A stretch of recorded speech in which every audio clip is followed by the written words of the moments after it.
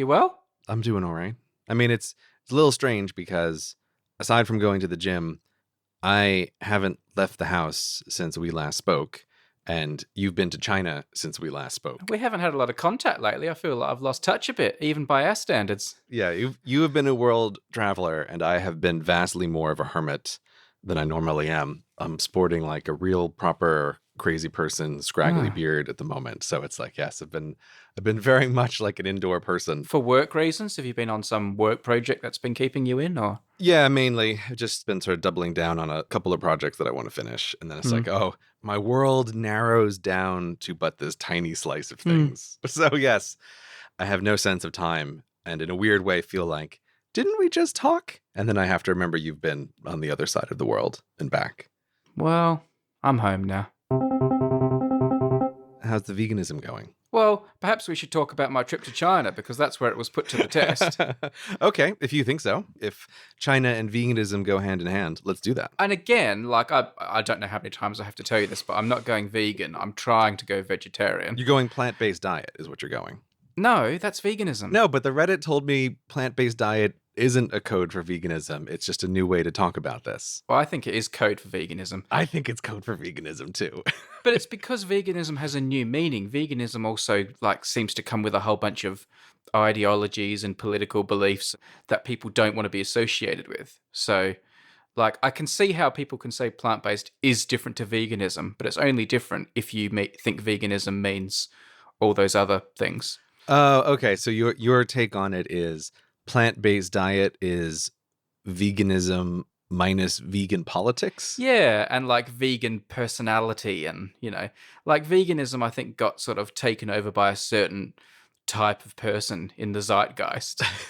And not everyone wants to be associated with that kind of type of person, whatever that means. Before you started on China, I think this is a good moment for a lesson from grizzled veterans who have been around on the internet for a long time, and the danger of applying labels to yourself is whatever labels come along always get co-opted by the most extreme version of the people who have those labels.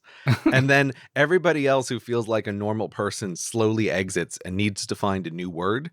And then the whole process just starts over again, right? Which is this happens with everything. And it's generally why, don't put labels on yourself. Just, do whatever you want to do, because you're going to get burdened by the craziest people who use that label. And I can't think of any label that is going to morph more quickly than plant-based, because plant-based already sounds like a certain type of naturey green thumb type personality. That's going to morph really quickly into a stigma as well. Although I do have to say I was very appreciative of the Reddit. I felt like the conversation was much more civil than I had expected. Whenever you talk about diet, diet is a very touchy subject, and I feel like the Reddit was very calm and very civil, and there were just conversations about the topic. So I was like, well done, everyone. We managed to keep it calm. You said a few things in the last episode that have been making me think, actually. Yeah? Because to sum up what I think your position is you think that eating meat and animals is a little bit immoral, but we do it, but you think we shouldn't do it. And you are very much looking forward to the time when there is a meat substitute that is so much like meat you can't tell the difference, but doesn't come from the killing of animals, right? Yeah, that's broadly correct. But in a way, isn't wanting a true meat substitute that is so much like meat you can't tell the difference kind of defeating the purpose?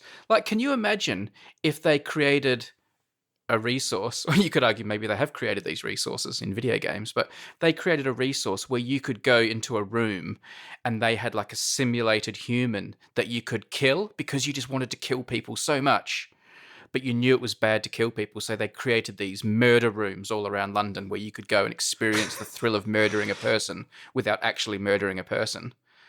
That would kind of still seem immoral to me. You're still pandering to an impulse that is wrong. And if you think eating animals and meat is wrong, isn't having a true meat substitute that simulates meat in all ways still pandering to that immoral impulse? Because I was talking to my wife and she said, they're going to have these, these simulated meats that even have blood and stuff like that. And you can't tell the difference. And I'm like, well, hang on a second. Aren't we still pandering to that base desire then that we think is so wrong about us?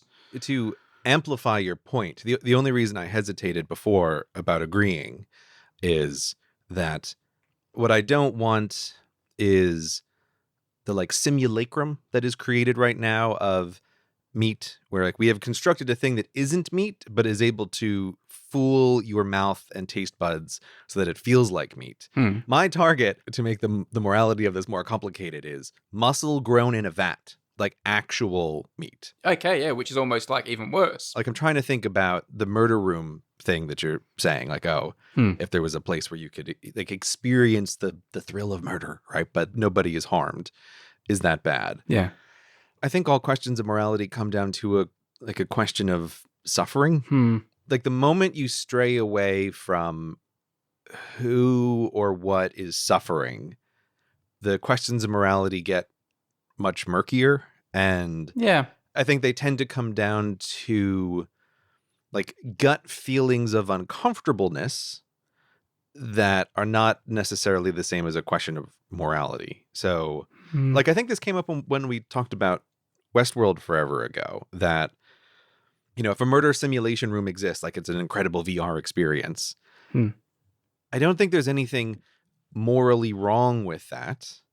And there's a way in which if someone felt like I have this really intense need to kill people and I can satiate it through VR, like, surely that's better than actually killing people. I don't think anybody would disagree with that.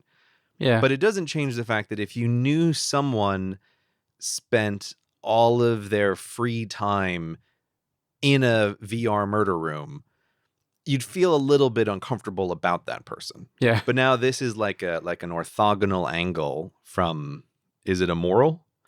Like that's kind of my thought about the burger is like, to bring it back, is like the clearer example of this. Yeah.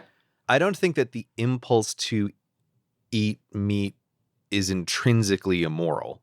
I think that impulse just, it's a byproduct of the way humans eat. And so if you're able to satiate the desire for meat and you can't point to any animal that has suffered, I don't think there's any problem there whatsoever. Like even in the growing meat in a vat scenario, I don't think Yeah. morality enters the question, as long as that muscle tissue is not able to experience pain while it's in the vat. Then it's, you know, it strikes me as a nothing. I had a vegan hot dog for dinner tonight. Yeah. Oh, it was brilliant. It was as good as the real thing. Yeah, I mean, I've had some of those substitutes and they can be quite convincing. Yeah. And vegan cheese, when it's melted, is quite good too. It's not so good when it's not melted, but melted vegan cheese is fine as well. What is vegan cheese made out of? No, I don't know. I don't ask these questions. See, yeah, that is my one concern with the things like the Impossible Burger. Like, I'm very interested, but there's a part of me which has caution over this new sort of food group. Yeah, it did occur to me that like in a year we're going to realize we shouldn't have been eating this and it's like killing us all. Yeah, I like, it's not that I think that is the case. It's more just a question of caution. Yeah. I think like the thing we discussed on the podcast before about vaping, and which I'm like how annoying vaping is. Yeah. Every day vaping's getting in more trouble, isn't it? Yeah. I mean, the other day I was thinking about our own podcast when I, like, believe it or not, got into an elevator where someone vaped in the elevator. And it was like, it was all I could do to not murder the person. Right? So it's just like, how rude are you? This is unbelievable. But I think the vaping one is actually an interesting case where, like, our own old man complaining about the actions of people who do it. The intent of it is, oh, this should be like a way to satiate your nicotine addiction without all the negative health problems of smoking. Like that was the reason it was invented. And it seems like it was successful, but now I keep seeing more and more headlines that raise the question of what are the actual long-term health side effects of something like vaping? And it's a bit unknown. So I feel like I have a little bit of that asterisk in my brain about things constructed to seem like they're meat that aren't actually meat. All right. Well, anyway, So how is it going? it's going well, but for my few days in China, the no meat thing went out the window pretty quick. Okay. I mean, it didn't have to. I would be lying if I said I had no choice. I did have the choice, but just partly for politeness and to experience. Like we went out to these things they love in China called hot pots, where you sit around this boiling vat of oil in the middle of the table. and you just throw stuff into it and it just boils in front of you, like in the oil, and cooks, and then you take it out and dip it in stuff, and it was good fun. But like everyone was just chucking meat in there and putting it on your plate, and like to have said, "Oh, I'm vegetarian," would have been a problem. And then the meat was cooking in the same vat anyway, and I was just stuff it, when in Rome. I want to have the full experience, and I've decided I'm not going to be completely like draconian about it. Mm-hmm. Like if I'm in a social situation where eating meat is a thing, I'm open to the idea of it, but I am trying hard not to. And since I've been back, I haven't touched meat. Mm-hmm. I'm doing pretty well. Yeah. Oh, that was a judgy sigh. No. It wasn't a judgy sigh. What I was thinking there is, it's just the complications that food have in social situations. Yeah. It really throws a monkey wrench into all sorts of situations. And like you're describing right there, where even if it's very likely that the people that you're with wouldn't have cared a lot about you not eating meat, there's always this phenomenon of you assume people notice and care much more than they actually do. Yeah. I have a personal example of this where over the past, 2 years, I've basically completely stopped social drinking, which is a thing that I used to do. Like I just get a glass of wine or something to just be polite. And I've slowly, totally phased that out. And like no one has ever commented or cared. Like nobody notices. I don't think anybody pays any attention. Yeah, but you're totally the sort of person who you would expect to not drink alcohol, though. I mean, maybe that's the effect. But I do also think like my estimation of like what you're talking about there, like I'll just get a glass of wine to go with this meal and, it's fine. Yeah. And it's like it makes things easier. Yeah. Was an overestimate of how much do the people that I'm with notice or care. I agree. I totally agree. But I also just wanted to experience the experience. Right. Well, but what I was going to add, though, the problem with socialness, and I'm curious about exactly the situation you're describing, but if it were to come up, then you would be forcing on the other members of that group the questions of, oh, we're all throwing meat into this oil. Like, is that okay? Right. And then suddenly you become the person that people have to be worried about fussiness with. Right. And like, that's the kind of social situation that you want to avoid. Yeah, you don't want to like true impose upon others. Yeah. But so like you described that very casually, but I need more details. When you say we are all just throwing things in the vat of oil. Yeah. I do not have a good picture in my head of what this means. Let me send you a picture because I didn't. Okay. Funnily enough, I lost my phone this night, which was a very big part of this evening. Oh, God. But I got it back right at the end, so I was able to take a picture. Let me send you a picture of us. Huh. Okay. So see, there's that thing of oil in the middle with a dragon's head on it and all these chilies in it. And they keep bringing you out plates of raw food, including lots of veggies, but also lots of meats. And you throw the hot stuff into that pot, which is deeper than it looks, and it's bubbling. And then after 2 or 3 minutes, it's taken out and put into your bowl in front of you. Yeah, so I'm glad you sent me this picture because in my head, I was imagining something more like a barrel for crude oil that was just like bubbling with oil and you're like throwing things in. I just wasn't really thinking it through. Yeah. This is like you're deep frying Mars bars in this oil is sort of what's going on here. Kind of, yeah. It's very communal. Yeah, that was a great night. Yeah? You had a good time with this? Yeah, I did. I really enjoyed it. What happened was, loads of us, because I was at this conference, loads of us got taken on these 2 buses to this hot pot restaurant. And I was chatting to someone as I got off the bus. And when I got into the restaurant, I realized I didn't have my phone, which caused me like incredible anxiety, especially because I was like abroad. Right. And the buses had been driven away, like 40 minutes away or something. So they said, well, call the bus driver. They called the bus driver and he checked the seat where I was sitting because I was in the front seat of the bus. And he said, can't find your phone, can't find it anywhere. But the bus driver said, I'll drive back to the restaurant 40 minutes so you can search the bus yourself. So for 40 minutes, I was really stressed. And then the bus arrived and I looked at the bus and straight away I went, oh, that wasn't my bus. I was on the other bus. So they called the wrong bus. So they phoned the other bus driver and he went and checked the seat straight away and said, oh, yep, got your phone. So then I was completely relaxed. And that bus driver then drove into the city as well and brought my phone back for me. But it did mean I couldn't take pictures of the hot pot until the very end.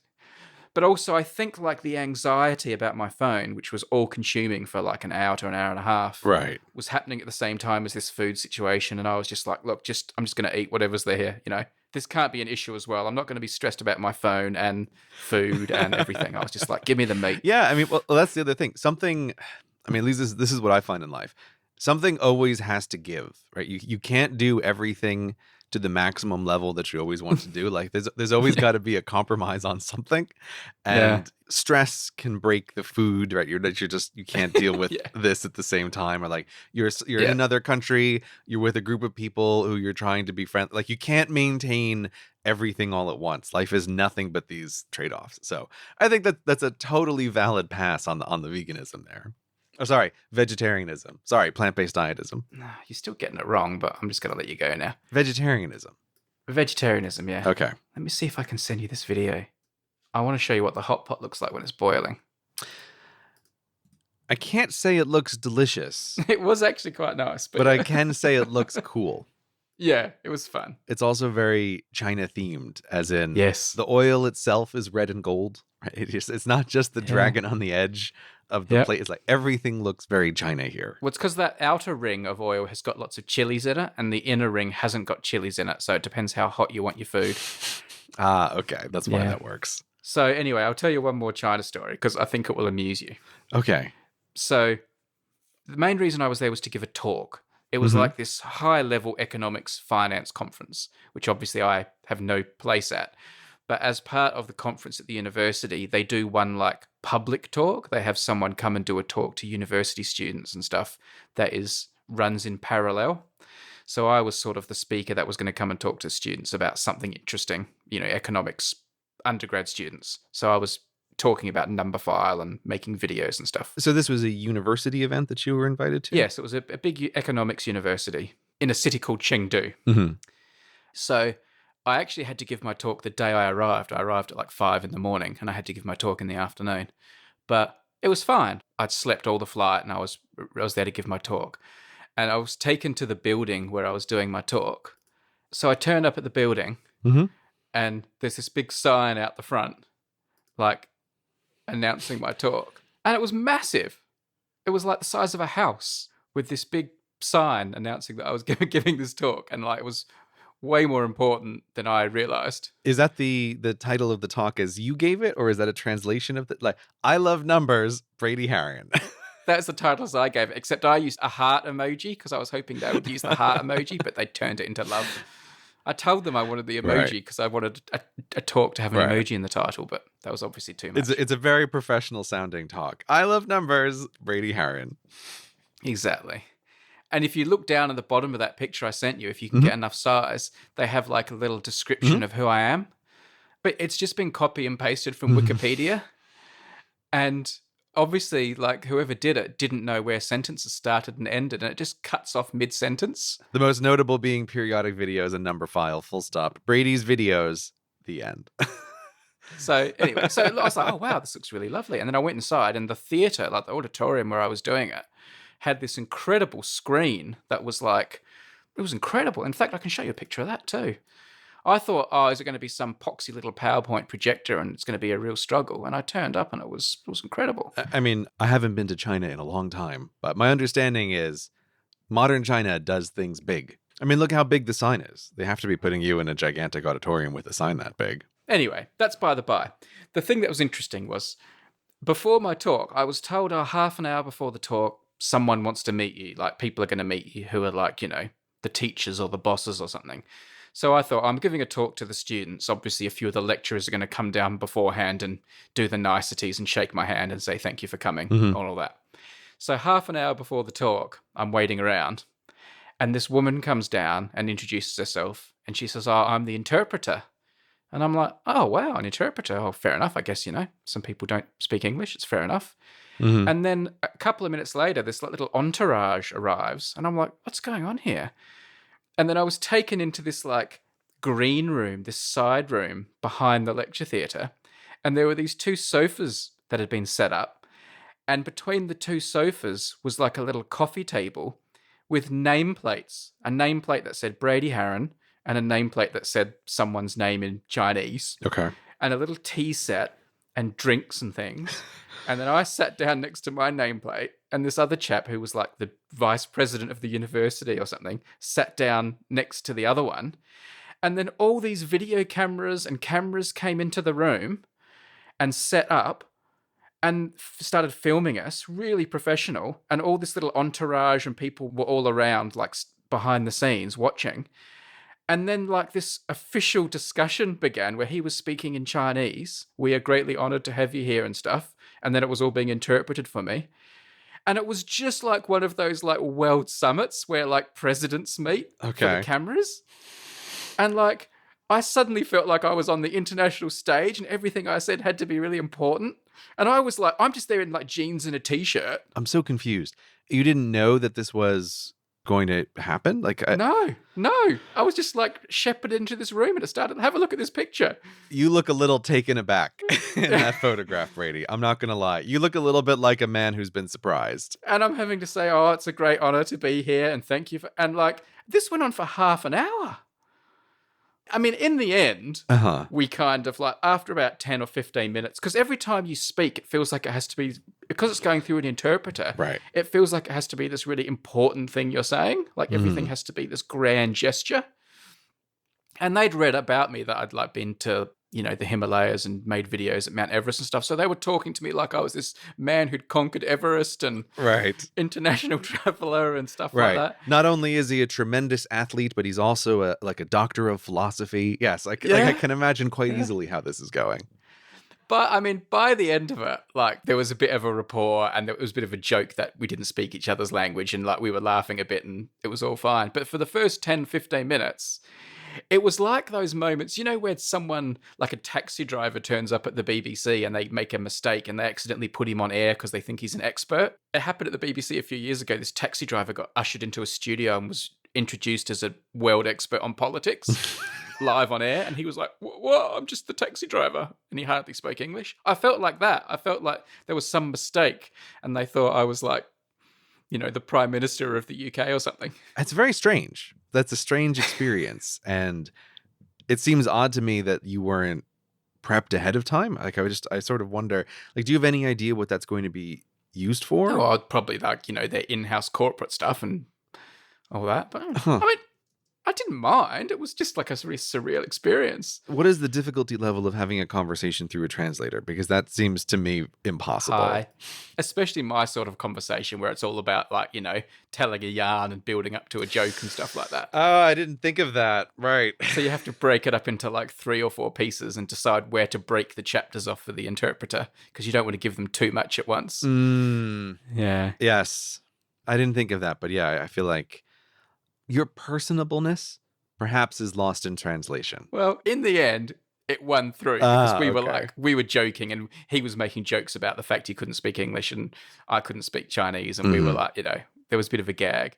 But it's almost like I'm thinking, well, when's this going to end? So every time you say something, you feel like this has to be the big ending statement. Right. It's so funny. When there's lots of cameras pointing at you and you're sitting in this scenario that you can see, you feel like you always have to lean over and shake the other person's hand in like a photo moment. Like, I always felt like every time I said a sentence, I should be shaking his hand for the cameras. Your life is very strange, Brady. This was strange. It's also strange from my perspective that I know that you go to the spiritual home of Number File, but then you sent me a message and you're like, oh, by the way, I'm going to China. Like this thing has just happened. Oh, okay. Yeah. I guess Brady's going off to do that. And so after this international press conference that was a surprise to you, then what? Then they shuffle you out on stage and you give the talk to the university students? I gave the talk. And the whole time I was there, they had given me these 2 students who obviously some of them more capable undergrad students who were just like at my beck and call for everything. So like took me everywhere, everything I wanted and sorted everything out for me. They were like your personal butler, which was really cool. But I mean, I know it's a joke on the podcast about Brady not getting the respect he deserves. This was 2 or 3 days of me getting way more respect than I deserved. And it was a bit claustrophobic. They were fantastic hosts, so I'm not slagging it off. But it was like way more respect than I deserved. And then like there was this final banquet dinner on the last night, which was, you know, a room full of tables and there were Nobel laureates and all this sort of stuff there because after the conference, economics conference and stuff. And I turned up for the dinner, again, just in my jeans and my t-shirt, like skulking around looking for a table at the back where I could sit. Because I'd made friends with some of the delegates the night before, like out for drinks. So I thought I'll sit with them and have a laugh because we got along. And someone saw me and said, oh, no, you have to go and sit at table 1. and I had to sit at like the top table with all the like VIPs and everything, and the Nobel laureates and the president of the university, who then came up with his interpreter and spoke to me and gave me this big thank you talk for coming, and I felt like a fraud. But it was bloody great. Are you in this moment daring to edge over into the YouTuber thing of, I felt like an imposter? Like I had imposter syndrome? Is that what you're doing in this moment, Brady? I did have imposter syndrome. And I'm not being overly humble here. It's just that, Right, no. if I was at a YouTube conference, I'd feel like, oh, yeah, okay, yeah, I'm a pretty successful YouTuber. It's, But here I was surrounded by like economists, and it was just not my world. Like, it was just a different world. So anyway, they wanted me to come and do the talk. So the talk went well. It is a bit weird because YouTube is blocked in China. So it's not like I was like a celebrity who all the students have been watching for years and years. Although from talking to people, like, VPNs are pretty common. Like I was talking to a few people saying, oh, you've probably never seen my videos. And all the students like just roll their eyes and say, I know what a VPN is. So, and then you're giving a talk talking about YouTube all the time, this website that, they're not supposed to watch. How does that feel? Like, how do you handle that? It was fine.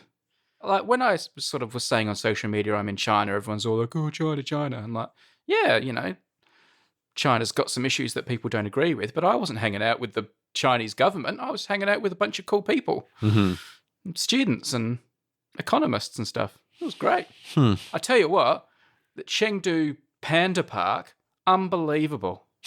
Talk about charismatic megafauna. Yeah. My previous experience with pandas is something you just see at the back of an enclosure that's asleep and not moving. Right. And they're always the biggest anticlimax in history. Not at the Panda Park. It was crazy. Okay. Why? It was pandas everywhere, eating and running around and fighting and playing, and you could get really close to them, and baby pandas and pandas of all ages. It's fantastic. So your overall impression of China, well, actually, is thumbs up? Like, have you been to China before, or was this the first time? I have been a couple of times before. Okay. Always very fleeting visits, and this was a fleeting visit too. But let me send you some pictures from the Panda Park. Where's my favorite panda video? Oh my God, I've never seen a panda move so much in my entire life.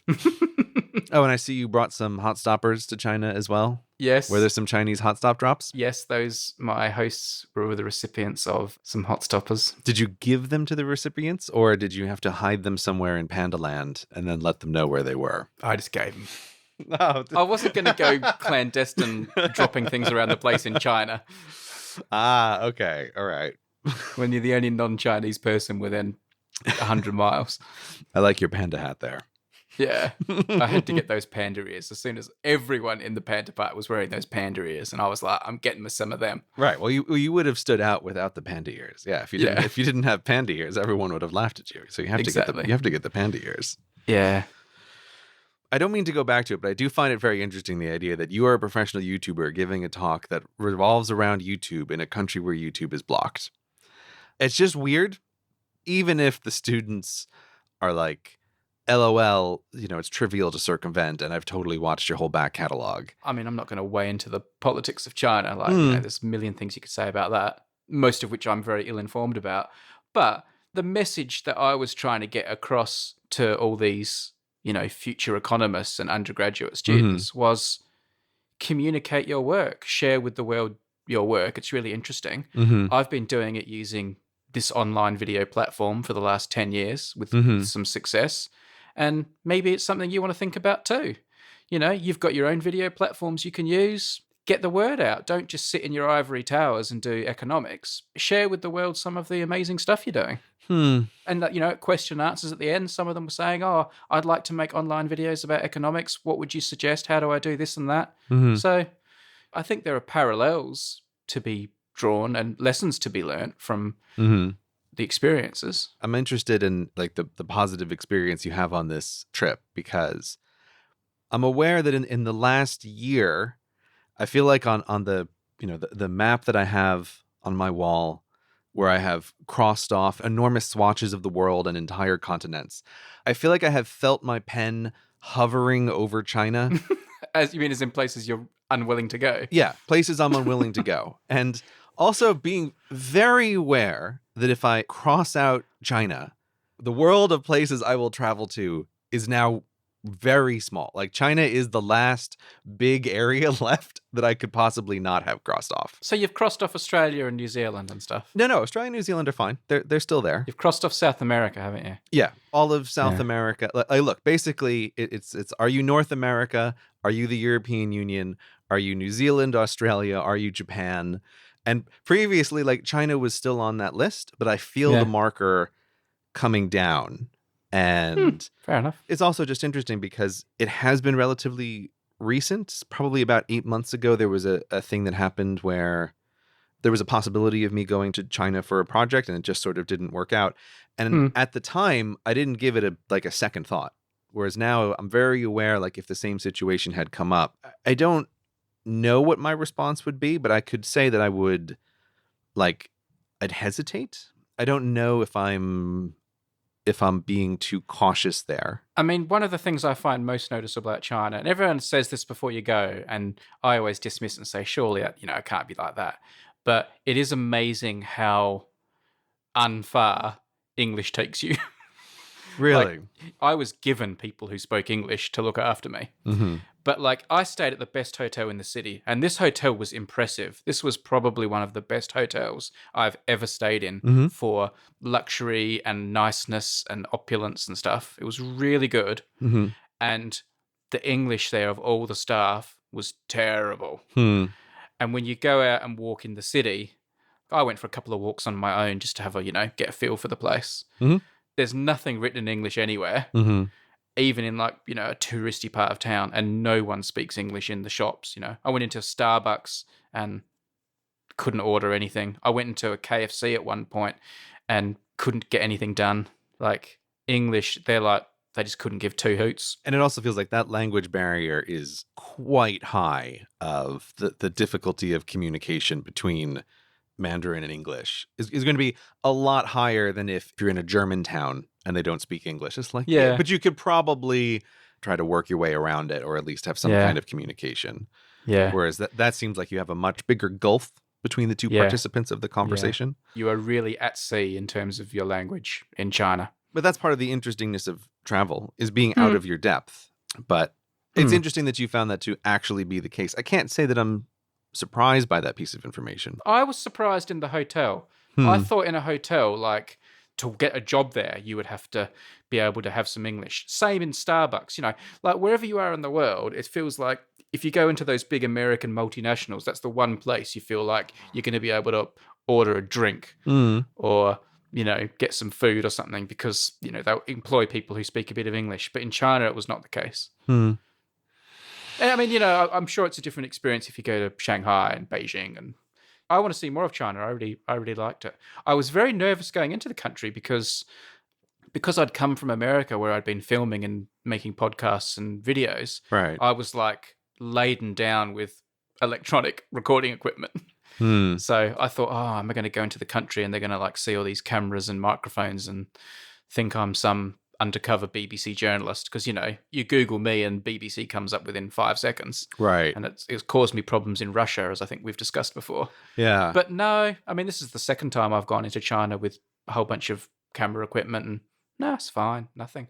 When I applied for my visa in London, and I had to put who I'd worked for, and it included the BBC, that did like ring an alarm bell, and I had to sign a separate form to say that I wasn't going to be doing any journalism in China. But, I was happy to sign that because I wasn't doing any journalism in China. I also imagine, I don't think the, are you a journalist thing is particularly unique to China. I'm pretty sure America does the same thing. Yes. If you put down that you work for the BBC, I think they're going to want to know, are you a journalist coming here? And I think plenty of countries do that. That is true. It does. You're right. It does cause problems going into America as well. You're right. Yeah. There is just being like an extra level of concern sometimes traveling if you're a sort of public person in the world. Say, for example, you're a former BBC journalist, or maybe you've made a video about Hong Kong. Like, you might want to pause for a minute, when you're thinking about these things. You always worry about it more than you need to, though, I find. It's always blown up in your head. Yes, everything's fine as long as everything's fine. Until it's not. Yeah, and then the downside of not is really bad, right? Like that's the concern. It's like, Yeah. I'm very interested in going back to China because the one trip I did years and years ago was very interesting. And I barely saw Hong Kong in China, but it was a really memorable trip that I was lucky to be able to do. And it had been on my mind of like, oh, I would love to go back and see the tremendous change in China and see what it's like now, because it's such a dominant player on the world stage and Mm, it's at the center of everything. Like it's one of the few places that I can say I have an interest in traveling to. yeah. But it's also why like I'm just aware of this hesitation of like, I'm not sure if this is a thing that will happen or not. And you're right.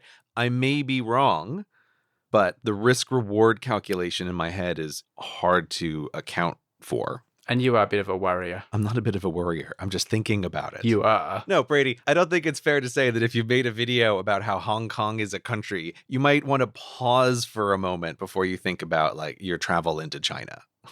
That's not like oh wow, what an irrational worry. I think that's a reasonable thing to like hesitate over.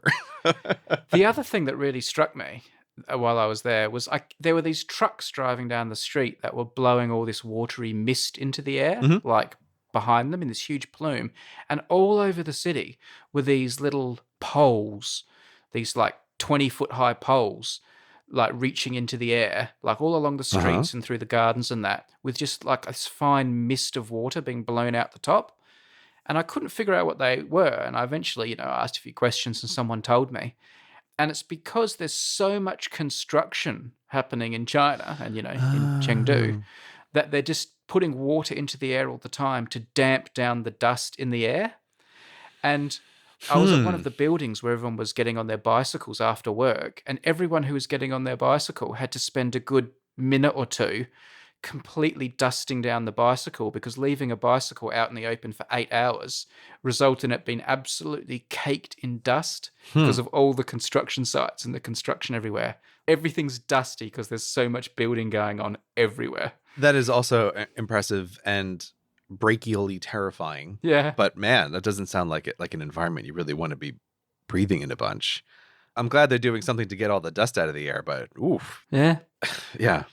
It just sounds like such a interesting place. Like the very fact that this tremendous amount of construction is occurring there is like, it's such an indication of activity and interestingness. I'm glad you went. Okay. I want to poke you more about it at some point. But like, I've been looking at this picture of you on the stage, looking like a much happier Brady giving his talk. But now I'm wondering, how many people in the audience do you think understood your English, or was it being translated live? I don't think they had translations. I think most of it was understood. Like, people laughed at the jokes. And also I was just worried culturally, like, my jokes wouldn't work. Mm-hmm. But it felt all right. It felt like I was getting about 80% of the mojo that I would have hoped for. That's pretty good. Hang on. There's a video of the truck with all the mist behind it. Wow, it looks like a cement truck blasting water up into the air. That's really interesting. Yeah, they were pretty cool. I wonder what the efficacy of that is. Yeah. I've got one of those little monitors in my office. It's like this Eve system, which tells me the temperature and the air quality and other stuff. Yeah. And it's just interesting to see that if I open the window to outside, like it loses one little heart of air qualityness. I would kind of love to know, after a bunch of these trucks go by, if I put one of these little things on the street, like what kind of measurement would I get? London air quality is terrible as well, though. That's why when I open the window, my air quality measurement thing is like, are you sure you want to do that? Maybe you should keep that window closed. All right. China. I don't know if I'm going. Hello, Internet. Are you ready for deliciousness? Then you're ready for HelloFresh. HelloFresh is America's #1 meal kit. Easy, simple recipes and pre-measured ingredients delivered right to your door. All you have to do is cook and enjoy. You know what's a miserable experience? Going to the grocery store. You know what can be even worse? Trying to decide what takeout everyone is going to eat. The horror. HelloFresh removes that from your life. Do you want to have to make decisions? No, you just want deliciousness at your door. And that's what HelloFresh will give you. And speaking from experience, the HelloFresh meals are really delicious. They'll help you break out of your dinner rut with 20 plus seasonal chef-curated recipes. And there's something for everyone. There's family recipes to calorie-smart options and vegetarian.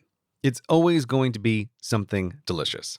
And they really are easy to make. You get a nice, colorful, simple instruction sheet that goes with each recipe. The ingredients are exactly what you need, no more. They'll all take no more than 30 minutes. And speaking from experience, it can really bring the whole family together.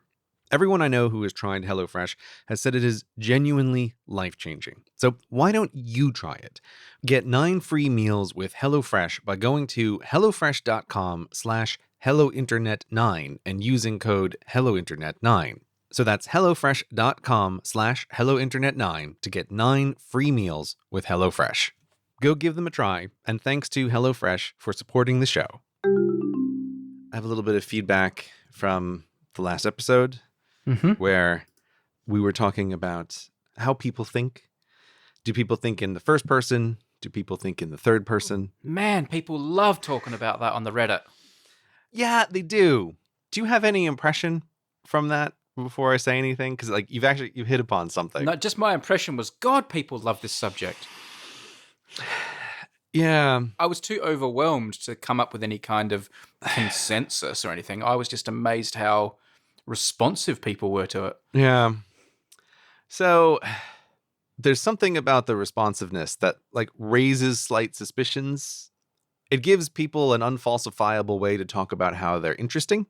And I think sometimes people like to take those sort of opportunities. Yeah. So I was very aware of the really large volume of feedback as well. And it also led me down a couple of little rabbit holes.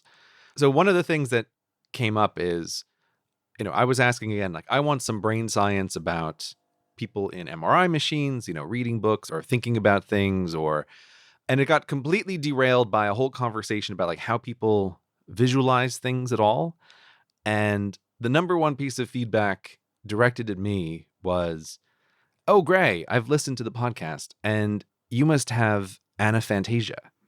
And anaphantasia is a brain situation where you have no mental eye whatsoever. You're completely incapable of imagining things in your head. Right. Like, I got that feedback from a lot of people, and I kept looking at it and thinking, I don't understand how you could have listened to the podcast where we talk about describing how we see things and come to the conclusion that I'm incapable of seeing things in my head. You keep saying that word. I do not think it means what you think it means. Yeah, or it's like our whole conversation was about first person or third person memories and describing how things look to us. And then people are like, "Oh, you must not have any mental eye whatsoever." Which then causes me to have this down of like, am I misunderstanding what this word means? But no, like I sort of went down the rabbit hole. There's a number of YouTube videos about this topic, anaphantasia, and how much people visualize something in their head. And so like one of the questions about this is, if you're trying to imagine an apple on a scale of 1 to 10, 10 being you see an apple in front of you and 1 being you see nothing, how clearly do you see the apple? And like, what answer would you give to that question, Brady? Well, 10. I mean, I'm seeing other things at the same time. I'm seeing my microphone and stuff. No, but if you imagine an apple like on the table. Yeah, I can see it. It's red and there's a white background, and yeah, I can see it. I'm visualizing an apple. You would rate that like 10 out of 10. It looks just like a real apple. Well, I guess I'll give it a 9 because I have to leave room for a real apple, which is a different experience.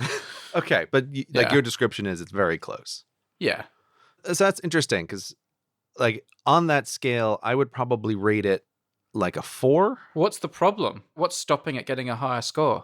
What's stopping it getting a higher score is just, it's not super clear. Do you know what color it is? It's red. Is it a green apple or a red? It can be whatever I want. Like it's an object. I can rotate it in my head. Like I can imagine an apple. Yeah. But it's a very different experience from it being a real apple. I would describe it as like ghostly or lacking clarity in a way that's difficult to describe, but still visualized, like it's there in my head. Well, I mean, when you start saying things like that, I say, yeah, well, mine's a bit like that too, but that's just how imagination works. Right. Like, I'm just used to that. This immediately gets us into the question of, like last time, how much is this a language problem versus how much is this like brains are different kind of problem? Yeah. Again, like it's just, I find it interesting that you would describe the situation as very close to seeming like a real apple, whereas I would say it's visualization, but it's quite different. But there is some class of people who score that as like a 0 on the scale, Right. right? Where their answer is nothing. So if I said, right now, imagine an apple, and then I said, what color is it? They would say, well, I can't see it, so I don't know. Or like the descriptions that I was going down the rabbit hole of are, they're people who have always taken descriptions of imagination as like poetic, right? Or non-literal descriptions. I don't know. I just thought that is sort of interesting, but like with many of these things, I need more solid data because like the Wikipedia page for Anaphantasia basically says there was a guy in the 1880s who like originally came across this term, and it seemed like it was a bit of a thing at the time, like a debate between scientists, the reality of imagination. And then like fast forward until 2005, and there's like nothing has happened since then. Some other dude does a study, and that's like basically the end of it. And it's like, listeners, somebody out there is looking for a PhD thesis, and this is your PhD thesis. Like, put people in MRI machines. Like, let's get it. I swear, there's got to be a way to get an actual answer on some of this stuff. And the one I was thinking about with Anaphantasia is, I remember when I was a kid, we had to take these standardized tests in New York. And one of the questions that you had to do was they would show an object that was made of cubes, and then you had to pick from these multiple choice options about which of these other objects could be the object above rotated. And, so it's like, okay, which one of these is the same? And it's like, oh, this seems like that's got to be a way to get at the actual question of Anaphantasia, right? That like you should be able to see that some portion of the population is incapable of answering these questions better than chance. Like, surely that gives some kind of indication that it's an actual thing. Like, I sort of take people's words for it, that it's a real thing, because I have no reason not to, but it still feels like this is very interesting, but why is there no rigorous science whatsoever? Or my question last time about, haven't we made people read books in MRI machines and then see if which part of their brains light up? It's like there was nothing really solid. There was like one person who like sort of did something related, but it wasn't really close enough. So I still feel deeply unsatisfied by this. And it's interesting that people have such a strong reaction and they really want to talk about it. And that there's also there's nothing solid here. You know that thing you said a minute ago about it's a chance for people to talk about how interesting they are? Yeah. And like that's a real human trait, isn't it? Yeah.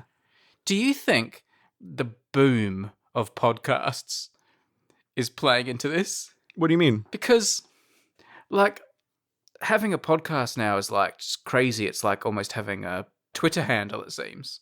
Oh, here's my Twitter, here's my Facebook, and here's my podcast. And I appreciate the irony of us talking about this, who are both podcasters.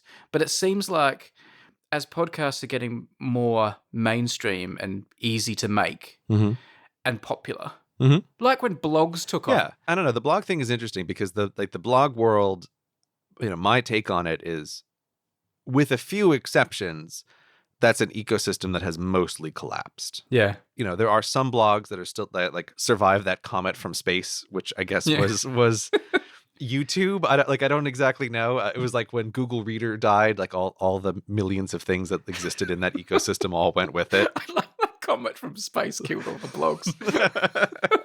I love that. But it is true. Like it used to be a real thing, and now it's like, oh, we've lost all of those. They're all gone. It's like having a VHS recorder now having a blog. Yeah. I could be wrong, but my gut feeling is that podcasts are the like geological age of podcasts will last longer than the age of blogs did. Yeah. Because I almost think that the golden age of blogs was a side effect of the kinds of people who were on the internet in the beginning, crossed with the still technical difficulties of the internet before its popularization. Yeah. And that, like once you have everybody on the internet and you have network effects for content aggregators, like you just have this very different system in which blogs kind of can't survive anymore. Just to back up and say, like, all of these people are having podcasts and talking about stuff. I think the demand side of it is really high. And this is like what a way that blogs got kind of outcompeted is that people like to listen to people talk. That's one reason why everyone in the world seems to be starting a podcast. And I don't think that the satiation point of the general public of podcast consumption is remotely there. Like, I think the area has a huge place to grow because this is one of the things that I was concerned about in myself when I started Project Cyclops ages ago.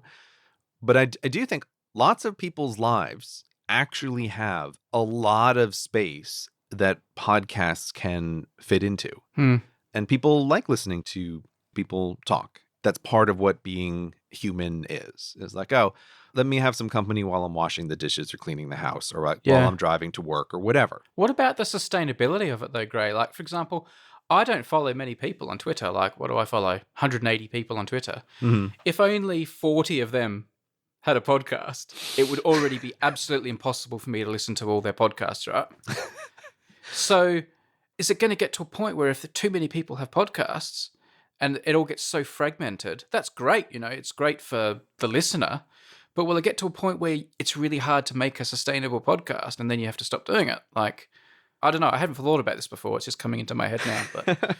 But it just seems if everyone's got one, that's great. Like, I've got loads of friends and things and people I follow that I would love to have a podcast, but it does make me realize I would ditch loads of the other podcasts.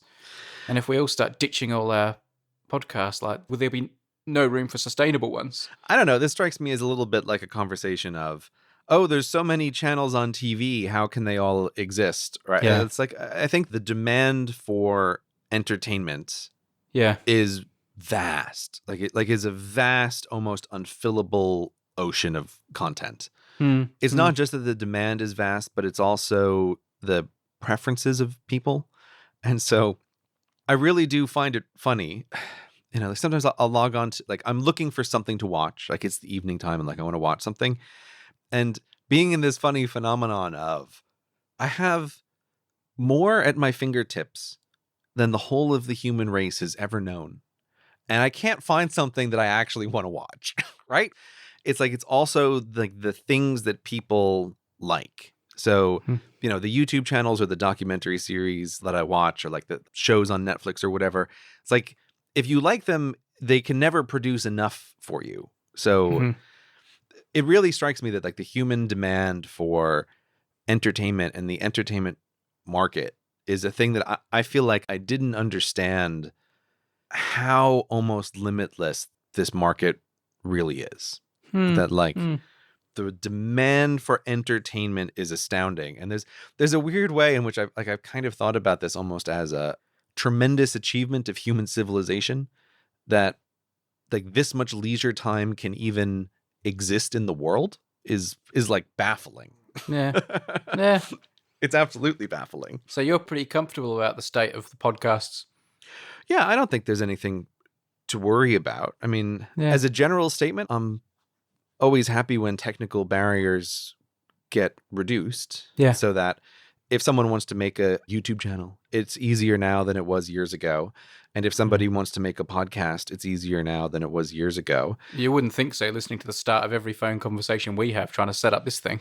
Yes, that is true. Somehow we're still always not quite able to get things right. Yeah. So, like, I think that's good. And I just wonder, I feel like you had some other point that I don't quite understand about concern about people being easily able to talk into a microphone. I felt like there was something else there where, do you not think it's good that people can like casually discuss a thing and put it up on the internet? Or is there something else that you're concerned about there? I guess I feel like there's no quality control. Yeah, but that's the internet. There's never really been any quality control. Yeah. I think like this is the burden that then gets placed on an individual person's life. Is like you, the person, have to be the one who decides like what comes into your life and what doesn't come into your life. It's just like everyone you meet now. Here's, like I said before, Mhm. here's my Twitter, here's my Facebook. Like, that's an easy thing to follow someone on Twitter and that. But everyone having a podcast, that's like a massive commitment. That's like, half an hour. It's now a big footprint that everyone's putting out there. Yeah, but it's not like a TV show where you have to sit down and give it your full attention. Yeah. Brady, I'm sure every minute of what we're saying here is incredibly gripping. But I'm willing to bet that a huge portion, 95% plus of the audience right now, is not sitting down and only listening to us talk. There's no way that more than 5% of the audience is doing that. Except you, Tim. No, not even Tim, right? Because, honestly, 5% is just my margin of error, but I feel incredibly confident that that's already a ridiculous overestimate. How many people would like sit down and put it on and just sit still, close their eyes, and listen to the show? I feel like I do pay good attention to my podcasts. Now, paying good attention is a different question from, but are you also doing something else? Hmm. When you're paying good attention, presumably, do you ever just sit down and aside when you're editing one, are you 100% paying attention to a podcast when you're listening to one? Very often I will set aside time just to lie on the sofa and listen to one. And I also listen to them in bed. Yeah. Okay. I have one further question then. Are those edited shows, or are those conversational podcasts, like the thing that we're doing? They're conversational ones. They're often about things like politics or sport and stuff like that, but they're usually people talking conversationally. Really? So you're really just sitting there and you're listening to the thing and nothing else is happening? Yeah, it's like a treat. It's like something I look forward to all day. Like, I can't wait to have an hour of just listening to a podcast and nothing else. Okay, that is amazing to me, and that also explains where your concern is coming from. Because yes, if you have to sit down and just listen to a show, then you're going to run out of time in your day really fast when all your friends have podcasts that they want you to listen to. Well, because there's no other time I can listen to podcasts except exercising.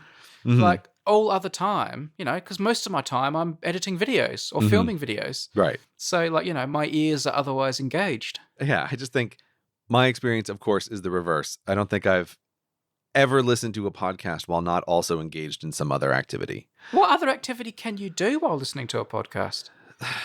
Running errands, tidying the house, just plan a really enjoyable leisure time is to listen to a podcast and play a video game at the same time. That is a high enjoyability of leisure time kind of thing. Okay. So that's the closest I'll come to giving a podcast 100% of my attention. You never sound more American than when you say leisure. Leisure?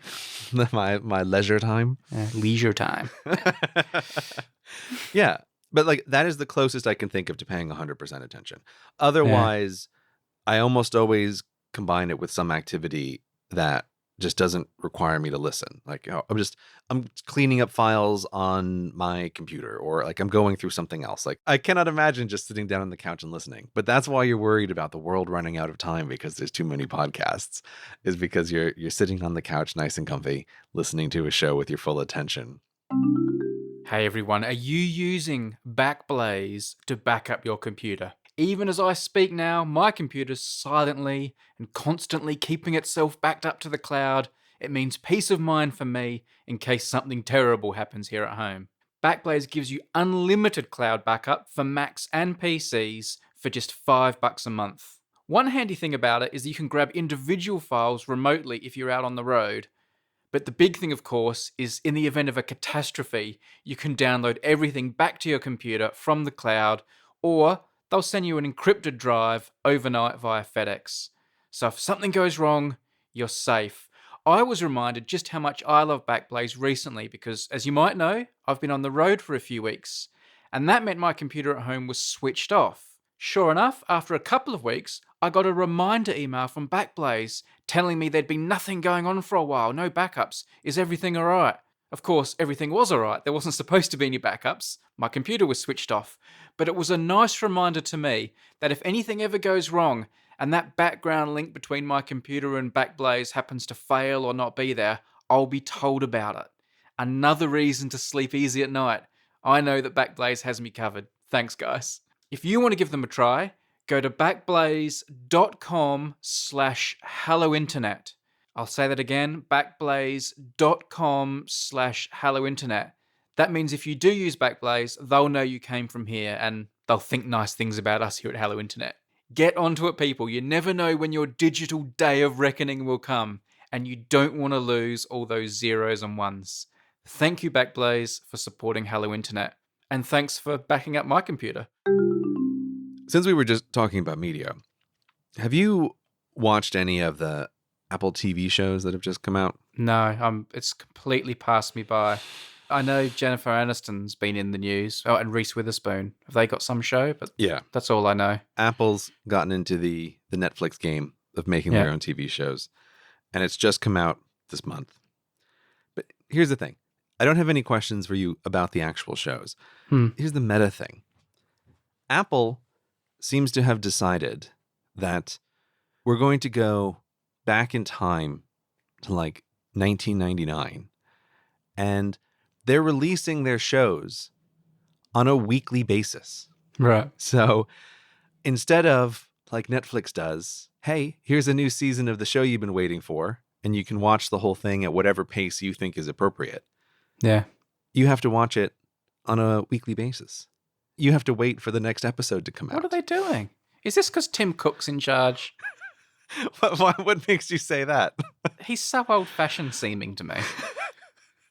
Because he's the guy that always wants, like, naff old-fashioned bands at Apple launches and stuff, like, that are, like, 10 years ago they were cool. Right, He just seems a bit behind the times for someone who leads the company he leads. Right. And it seems like something he would have insisted on. All right. The kids are going to love this live YouTube concert at the end of our WWDC. Yeah, exactly. Let's get Fleetwood Mac. Yeah. I didn't think about it, but when I first heard the plan and I knew that this was coming down the line, I thought, oh, that's kind of interesting. I haven't had to watch a show that way. Maybe this will be a different new experience in the digital age. And now, 2 weeks into this experiment, I'm like, no. There's a reason that we moved away from this model because it sucks, right? I don't want to have 10 shows running in parallel and you just have to watch them when the episodes come out and keep all the stories straight in your head. That's what sucks about it. It's not that just we're the impatient generation and we need it now because we're greedy. It's having to hold so many, where was this at again? Oh, that's right. She was pregnant. Oh, no. No, she was with that. Oh, I can't remember now. Oh, is he still alive? I thought that, and they've got this going with all these different shows. We can't do that anymore. Yeah, I completely agree. I'm glad you're on my side with this. And there's a slightly cynical side of me, which is I think Apple might be doing it for a couple of reasons. One of which is they don't have very many TV shows on their system, so they're trying to like spread it out, right? Make it look like, ooh, we've got a lot going on, right? Just, stretch it out.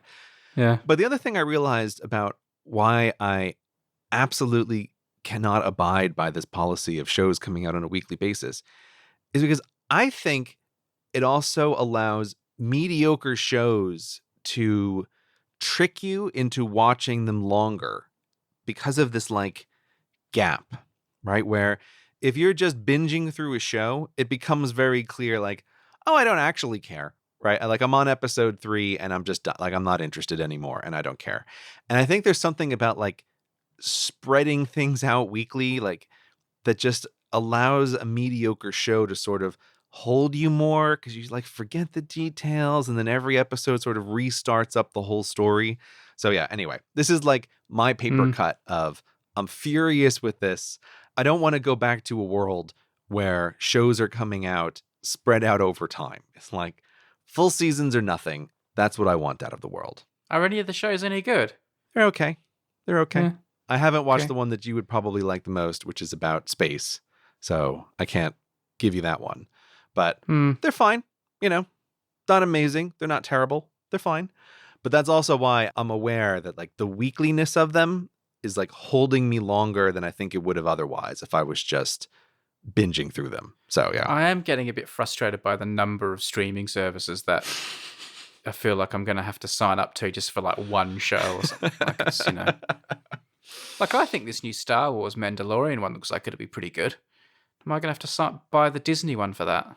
You are going to have to buy the Disney one for that. Yeah. And I know that we have been talking about the Star Wars movie that's coming out oh so soon. That will be the end of all of this. Yeah. But even I saw the trailer for The Mandalorian. I was like, oh, God damn it, Disney. Like, you're going to get me, right? Yeah. Like, you're going to Yeah. get me. Looks pretty cool. Yeah. There's always one show that makes you have to get, like a Game of Thrones or something that makes you have got to get this one service. But No more weekly shows. I only want season dumps. I've got 2 Twitter paper cuts for you. Oh, yeah? And that is where someone does a tweet that goes viral. For whatever reason, it becomes one of those shared things like, figure out what your Star Wars name is or something like that. Right. And everyone plays the game and the tweet goes viral. The person who does the original tweet then replies to their own tweet promoting themselves and what they do. And it's usually completely unrelated to the original tweet. And it just feels icky and ugly that people do it. So it's like, say I did a tweet where I said, made some joke about politics. Right. And it went viral and it got 50,000 retweets. Okay. I would then go and reply and say, hey, everyone, while you're all looking at this, did you know that I make number file videos? If you're interested in mathematics and want to learn more about numbers, go to youtube.com/numberphile and check out what I'm doing there. Gross. Yeah, it's gross, isn't it? I also just wonder, can that possibly be effective? Surely not. It's a bad look. Does your reply show up at the top of a Twitter thread, or can you turn it into an official Twitter thread and then this looks like it's part 2 of... I don't know. Because I was playing one of these games on Twitter today. It was it was some jokey thing about movies. It was a fun thing that someone came up with. So I did it. And I wanted to look at what everyone else's reply was. Mhm. And then the person who'd done the original tweet, the top thing underneath it was, oh, by the way, everyone, I've got some gaming YouTube channel, something completely unrelated to... And I'm like, man, have a bit of class. Did you immediately check it out? No, of course not.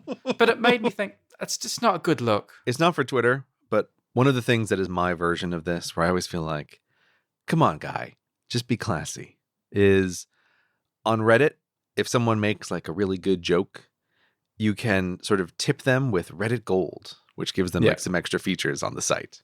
Yeah. And I don't know why. Everybody then feels the need to go back to their Reddit comment and be like, oh, hey, thanks for all the Reddit Gold, everybody. I really appreciate it. And it's always like, dude, it totally ruins your joke. Whatever the funny comment that you've just made is completely destroyed by you going back and saying, oh, I'm so glad that everybody enjoyed the thing that I said. Yeah. It's like, You've lost that cool moment where you just walked into the room and Yeah. owned the room and then dropped the mic and walked out. Exactly. Now you're like this goofy, oh, man, I'm famous. Oh. That is also part of it. It's like Reddit is so pseudonymous. It's like, hey, guy, I don't want to break your heart here, but this is 1,000 anonymous voices talking in a room. And yours is the top comment on this thread, but nobody knows or cares who you are, right? This is about the discussion that's happening. Yeah. You don't need to make an acceptance speech. It's not the Oscars. This isn't about your moment for being the top comment, right? Or the slightly better version is someone will say a thing and then they'll get a lot of replies and they'll write back. They'll be like, wow, RIP my inbox. And it's like, I totally didn't expect this to go viral. Yeah, it's like, please, Redditors, please. If someone gives you Reddit Gold or acknowledges the joke, just let the joke stand. I don't know what you're trying to accomplish by going back and thanking everybody who liked your joke. It's such an awful, cringy move. Can you imagine if a stand-up comedian, every time they got a laugh, said, you like that one, did you? That's a bit like what it's like. Yeah. But it's even worse. It's like if you're in a room and the lights are turned off and everybody's just yelling out jokes and someone is able to get a joke that really lands and then going like, oh, thanks everyone for laughing. It's like, we don't know who you are. Right? It's like, this isn't even about you. It's the thing. It's one of my least favorite little internet cultures things. It's like, and I get it. Like, I understand the temptation for the individual person. Yeah. But this is why it's like, Uncle Gray is trying to give you some advice here, that the cool move is like, don't go back and edit your Reddit comment. Just like, Just let it stand, man. It's so much better. Presumably, like, you can DM the person who gave you gold to thank them, because it is good Yeah. manners, I guess. Someone's given you something of actual value, so... Yeah, you can totally do that. You get a message saying like, oh, person X gave you Reddit gold. And you could message them on the sly and be like, hey, thanks, man. I appreciate it. Thumbs up, right? That's cool, And then you can have like a little interaction with an actual person instead of yelling into the crowd your gratitude. I love your goofy voice. That's almost as good as nerd voice.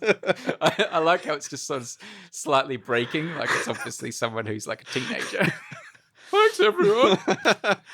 I can't help read some comments like that way in my head. Like that is the sub-vocalized voice in my head at some of those sorts of things. And it's part of why I just go like, oh. It is a funny, funny world we're living in where people are taking advice on how to be cool from Graham Brady. Do you know what we haven't done for a long time? What have we not done for a long time? Plane Crash Corner. And I've got a good one. Look at me. I was literally loading up a thing about bees, and Brady cut me off with Plane Crash Corner. Okay, go. We'll do Plane Crash Corner, and then we'll do the buzz. Okay, what Plane Crash Corner do you have, Brady? Because this plays into something that will surely piss you off. This is a very special plane crash. Okay. This happened in Special plane America, crash. Texas. I'll put the link there. Basically, this was a gender reveal moment, which has become a new thing. Are you familiar with gender reveal parties and gender reveal moments? I don't know what you mean by this. Where people reveal the gender of their baby in some spectacular way. Oh, okay. So this particular one happened in Texas, and someone wanted to reveal the gender of their baby, presumably to some kind of audience. And they hired a plane to fly over, and as it flew over, it would release a spray color of water to reveal the gender. In this case, it was to be a big pink plume of water coming out the back of the plane. So everyone on the ground would be like, oh, it's a girl. I don't know. I find this a bit of a naff practice in general. But the irony was here, the plane slowed down to do the reveal, and it slowed down too much and crashed. And I can joke about it because no one died. Okay, right. Yeah, that's always the part that I'm waiting for, right? That's it's always like, did anybody die? No one died, which is why I can do it in a semi-humorous manner. Okay. But rather than talking about the crash, because I think it's just a bit of a boring crash probably, I just wanted to know what you felt about gender reveal parties. It felt like something you probably would have been to by now. No, I've somehow avoided this. There's been babies in my world, but I think actually, I'm just trying to think. The people I know who've had babies, I think it's either 100% or a near 100% have known the gender of the baby ahead of time. Like, I don't think I know anyone who's decided to be surprised. That's what's happening with the gender reveal. Oh, usually I believe that the baby hasn't been born yet. This is the way that you tell your friends what you're going to have. I don't think you have the baby like in the hospital. And then you order the pink water, right? There's like barrels standing by and you're going, I think this is like, we're having a baby in a couple of months, but today's the day we're going to let you all know what we're having, so you know what presents to buy us.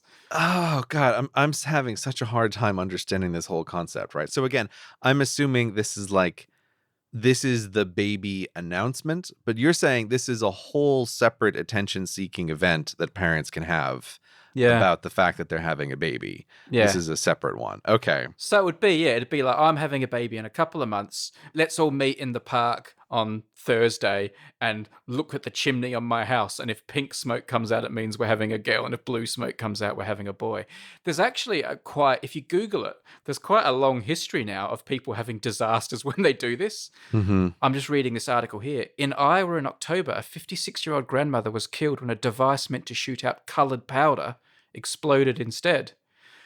In Arizona in 2017, a man fired a rifle at a target that exploded, releasing blue powder to reveal a boy.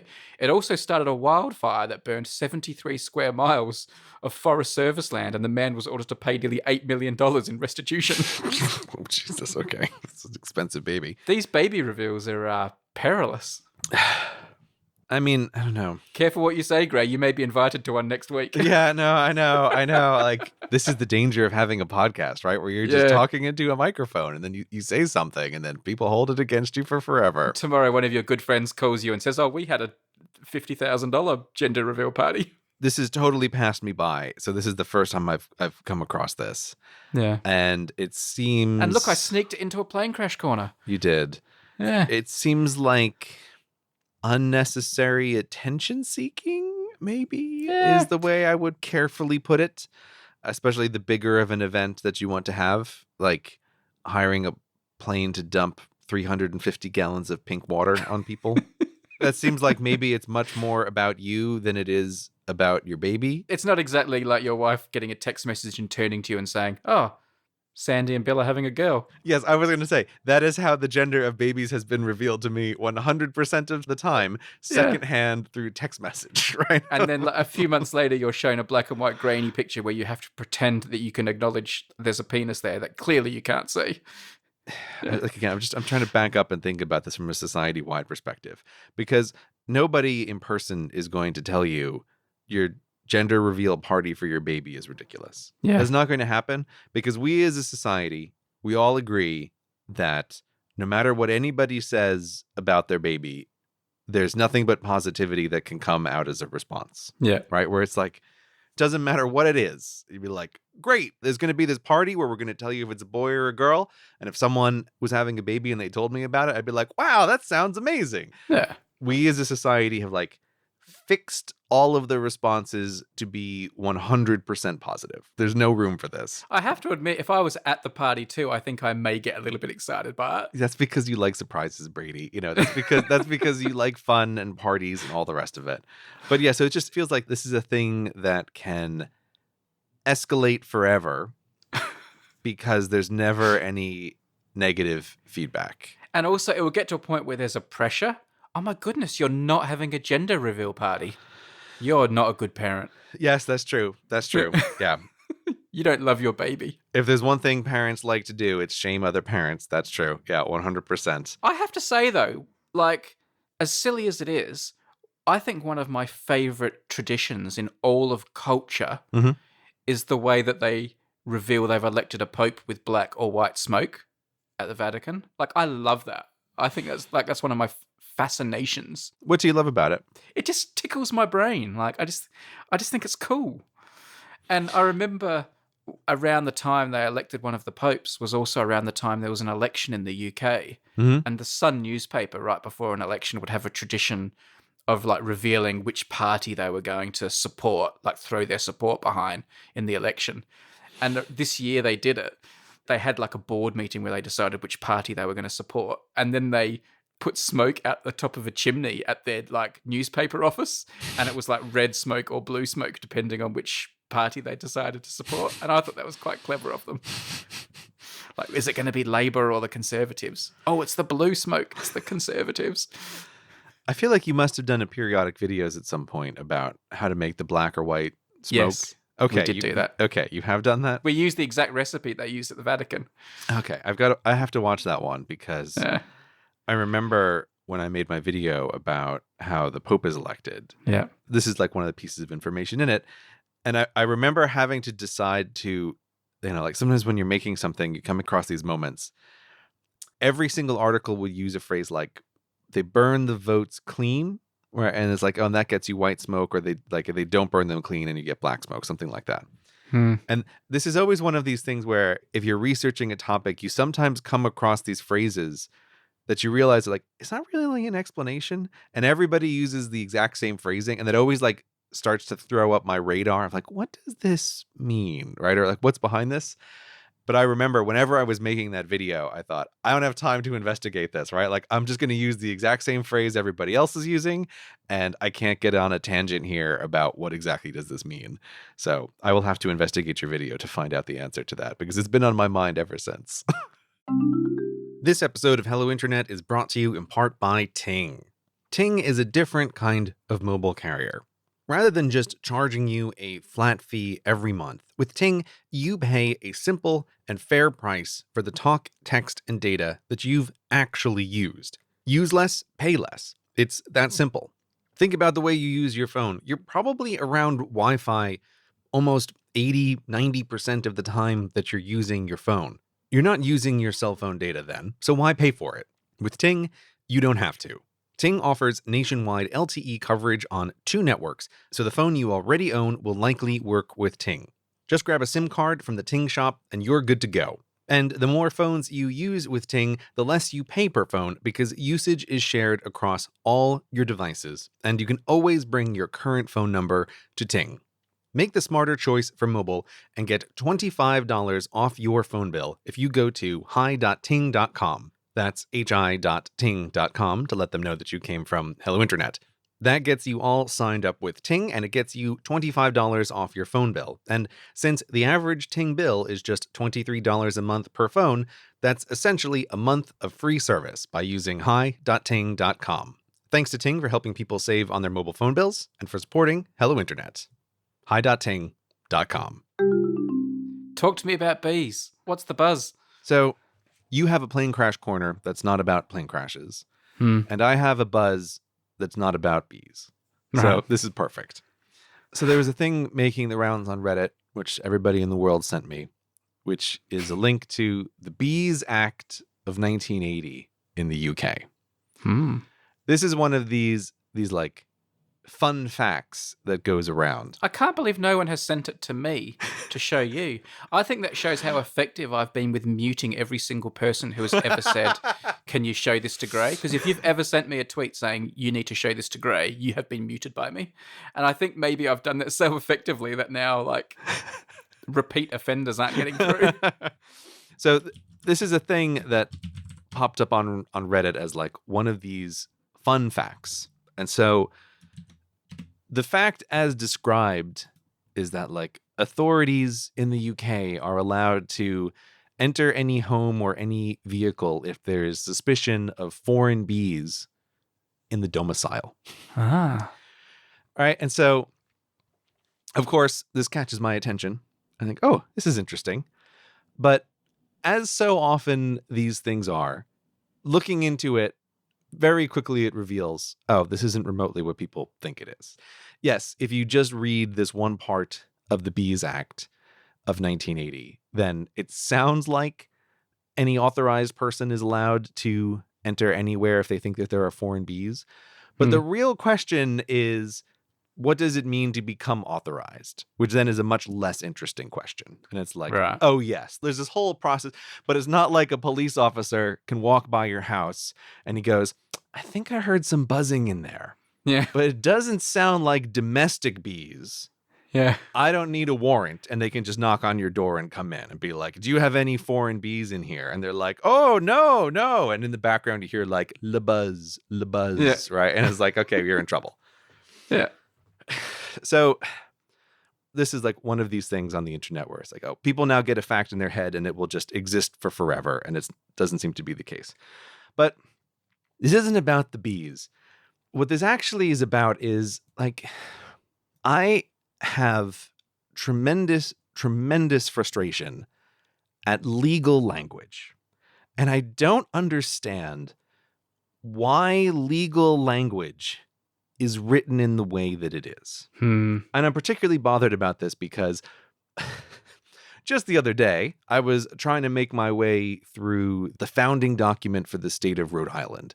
So it's like the charter from the King of England saying Rhode Island exists. Right. Now, granted, that is a couple hundred years old at this point, so there's a time difference. But it's like, I am reading this thing with 100% of my attention and find it almost completely inscrutable to be like, what do you mean? Is this allowed or is this not allowed? And then like you read this bee thing and I feel like it's also a good example of why is legal language written this way? So for example, it says, for the purposes of exercising any power conferred on him by or under Section 1 of this Act, an authorized person may at any time enter any premise or other place, or any vessel, boat, hovercraft, aircraft, or vehicle of any other description, on or in which he has reasonable grounds for supposing there are or have been any bees or other things subject to control under an order under that section. This is just one sentence from this long law about bees. It's like, why is it written in this way? It's like almost every group of 3 words I can find a problem with. And it's like it takes so much effort to try to understand a sentence like this. So like, lawyers, can somebody tell me why on earth do you have to write it in the way where you say any premises or other place? It's all ass covering, isn't it? It's like, I assume they're probably thinking like you, like they're warriors. Oh, how could someone try and get around this? They could argue that it's not a premises, so maybe we should put or other place to get around the person who says this isn't a premises. And like that's how I always read this legal stuff. It's so that although it creates lots of ambiguity in your mind, isn't it to remove any possible ambiguity in a courtroom? I can sort of understand that's the idea. They're trying to cover everything. Yeah. But surely a sentence like an authorized individual can go anywhere in which he has reasonable grounds for supposing there have been or are bees. Right? Like, surely just replacing all of this with something like anywhere Yeah. is more butt covering than to try to name a bunch of stuff. Or like, I find this sort of thing is so baffling where it's like any vessel, boat, and then hovercraft, aircraft. Yeah. Like, and just to be clear for the listeners, it's not hovercraft, comma, aircraft. Right? It's hovercraft, aircraft, or vehicle of any other description. It just totally melts my brain. And there are so many things with legalese. And it comes up in contracts and it comes up in all of these other places. And it is just like genuinely brain melting to try to like read these things that for all intents and purposes are basically written in like another language, or like you have to spend so much mental effort to try to like decode it and to have it make sense in your head. Another part of this bee law, like just another sentence. The Minister of Agriculture, Fisheries and Food, the Secretary of State for Scotland, and the Secretary of State for Wales, acting jointly, may by order make such provision as they think fit for the purpose of preventing the introduction into or spreading within Great Britain of pests or diseases affecting bees.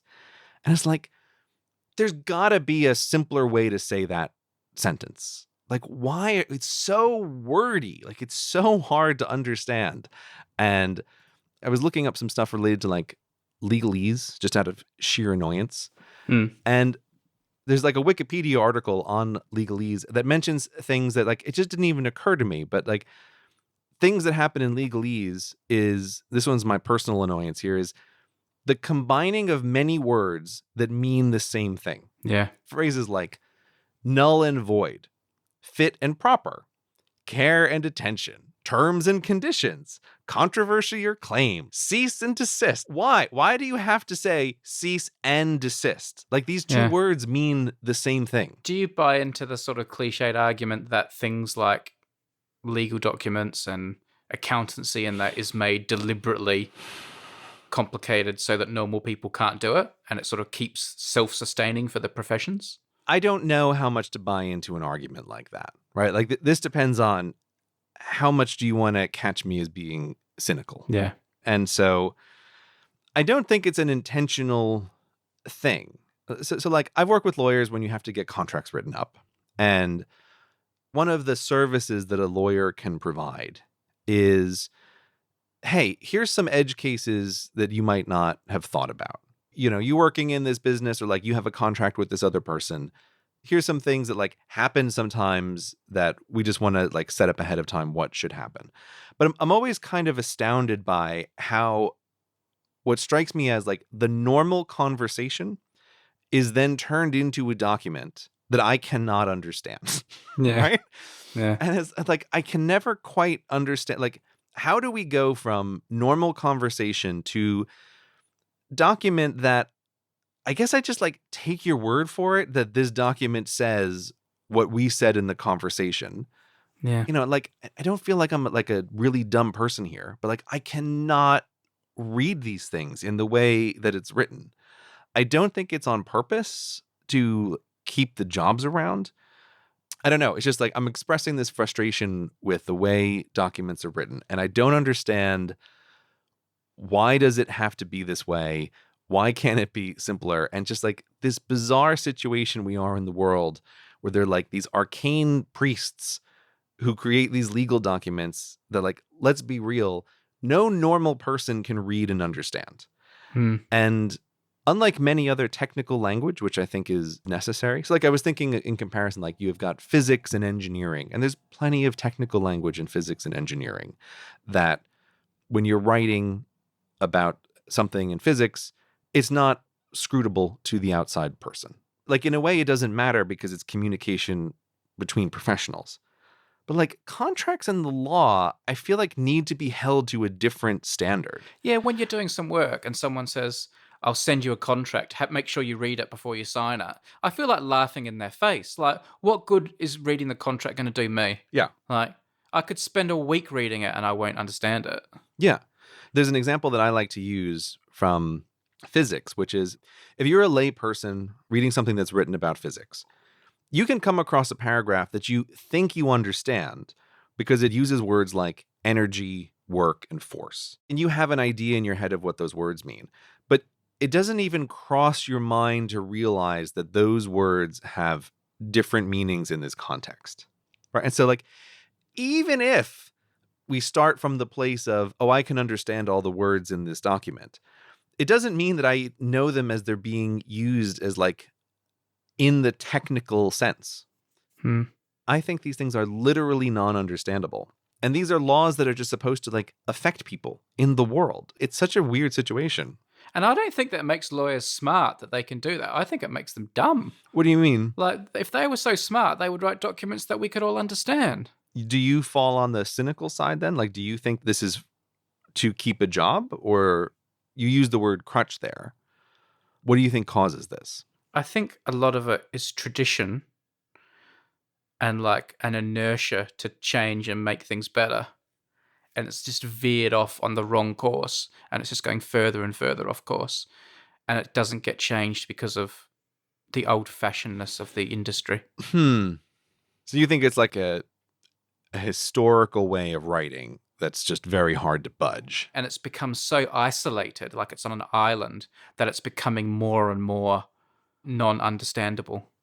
It's like a regional accent that's been cut off from the rest of the world for so long that 1,000 years later, it's like it's become a whole new language. And it's like, what the hell happened? Except it's among us. And I think anyone new who comes into it, like young lawyers, if they ever went to like, you know, their legal professor at Harvard and said, Professor, this is ridiculous that we're writing like this. They would be told from on high, no, this is the way it's done and always has been. And you will continue the great tradition. Yeah. And it's a bit Emperor's New Clothes. And no one ever says, you realize you guys are a bunch of wankers and we can't understand a word you're saying. That's an interesting point. Like one of the things that backs this up, which I never even noticed until I came across something pointing it out, is that legal documents are often intentionally written without punctuation. So like this is apparently considered good style in legal documents to use as little punctuation as you possibly can. Right. And it's like, I'm sorry, what? This is the idea that like, oh, the punctuation gets in the way of the words, that all of the meaning should be contained within the words, and that you shouldn't use punctuation, and that this is the tradition of legal writing. It's like, oh, that okay. B Act that you sent through is the latest version. If you click on original as enacted, the older version, there is a comma between hovercraft and aircraft. Oh, wow. Just so you know. So anyway, this is me just complaining about this thing, but it's been bothering me because there's areas of life where I think understandability is a really important thing. Another example of this is, I've talked about voting systems a lot, and everybody has their own pet voting systems, but I think the ability to explain a voting system. Gray, not everybody has their own pet voting system, by the way. Just so I guess, you know. Okay, you know what? You're probably right about that. But like, okay, so people I argue with about voting systems, I am often on the side of arguing against voting systems that are like a 2% improvement, depending on what characteristics you're trying to optimize for, but that I view are 90% less explainable to a person, right? Where it's like, there's this thing about like voting on projects, and you're like, oh, everybody gets a certain number of votes that they can spend. And what we're going to do is we're going to take the square root of everybody's votes that they want to spend and then square the result and compare. It's like, guys, I understand like what you're going for here. And this may be a theoretically very optimal system, but this is totally going to fail when you try to explain to other people how they're supposed to spend their 100 voting tokens. It's not going to happen. I'm sorry. I get what you're going for, but the ability to like explain how a system works is really important. And it's why I think like, oh, approval voting is a system that is pretty good because it gets you a lot of the advantages, and it's also relatively quick and easy to explain. And it's important that people can understand how the voting works.